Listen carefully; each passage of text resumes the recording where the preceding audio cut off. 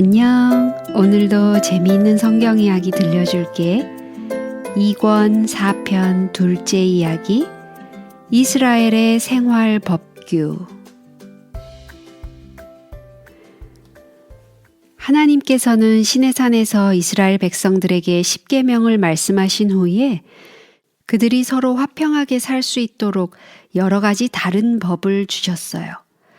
요즘처럼 여러 가지 교통 법규가 있어서 사고 없이 안전하게 다닐 수 있는 것과 마찬가지로 이스라엘 백성들에게는 서로 어떻게 해야 한다는 여러 가지 규칙이 세워졌어요.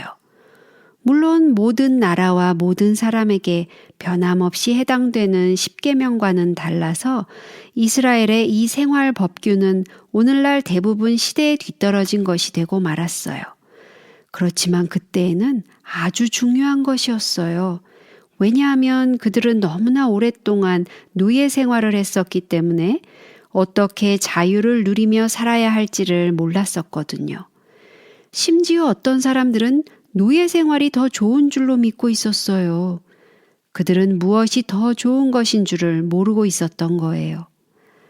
그래서 하나님께서는 모세를 통해 하나씩 그들을 가르치시기로 했어요. 그들의 생각을 한꺼번에 뜯어 고칠 수는 없었어요. 하나님께서는 조금씩 그들을 변화시키셨어요. 예를 들어서 그들이 노예 제도를 어떻게 생각하고 있다는 것을 아시는 하나님께서는 모세를 통하여 누구든지 종을 사면 6년을 부린 후에 그냥 놓아주도록 하라는 명령을 내리셨어요. 이런 재미있는 다른 법이 또 있었어요.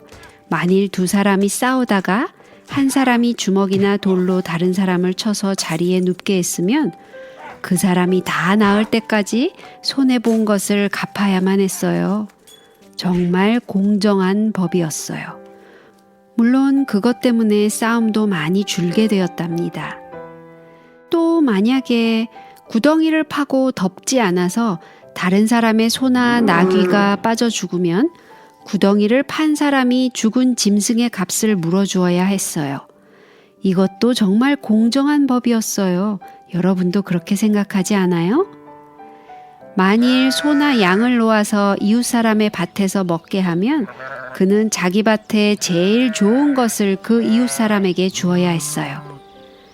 또 만약에 어떤 사람의 소가 남의 소를 뿔로 받아서 죽이면 산 소를 팔아서 두 사람이 나누고 죽은 소도 둘이 나누어야만 했어요.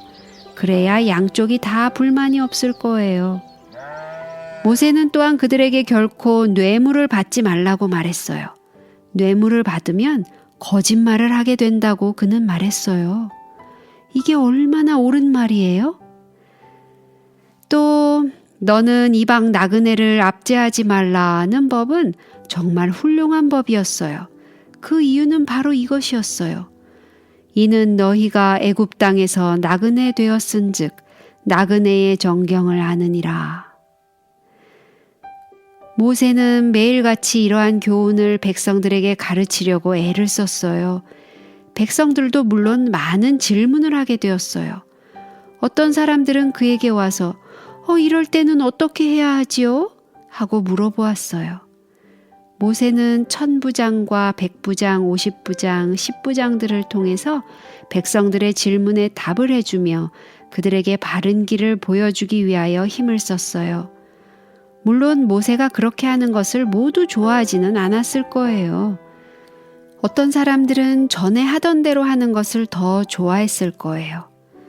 아마도 어떤 사람들은 우리가 무엇 때문에 귀찮게 그 사람 말을 들어야 해? 하고 말했을 거예요.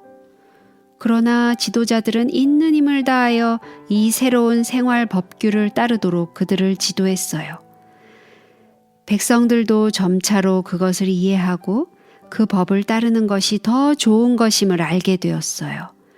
그렇지만 그 일은 결코 쉬운 일이 아니었어요.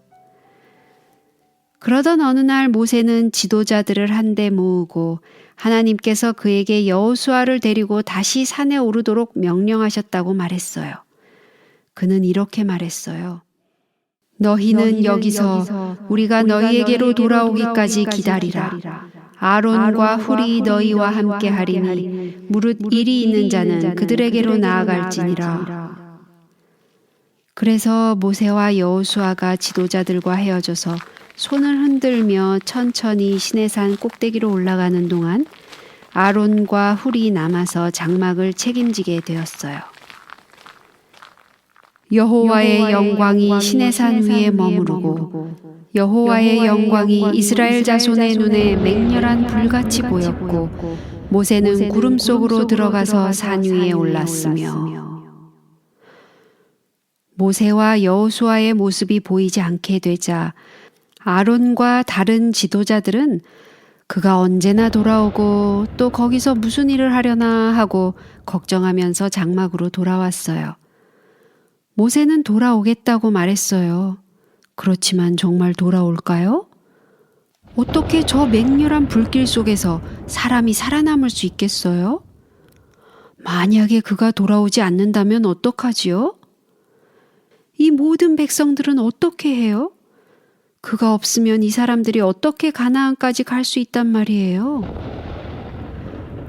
얼마 가지 못해서 장막 안에 있던 다른 사람들까지도 이 같은 의심을 품게 되었어요. 시간은 자꾸만 흘러가고 모세가 나타날 희망은 조금도 보이지 않았어요. 사람들은 점점 더 모세를 걱정하기 시작했어요. 한 주일, 두 주일, 세 주일이 지나도 구름 속에서는 아무런 음성이 들려오지 않았어요. 모세가 죽은 게 틀림없어. 차라리 애굽으로 다시 돌아가는 게 나을 거야. 하고 사람들은 말했어요. 오늘 이야기는 여기까지야. 다음에 또 재미있는 성경 이야기 들려줄게. 안녕.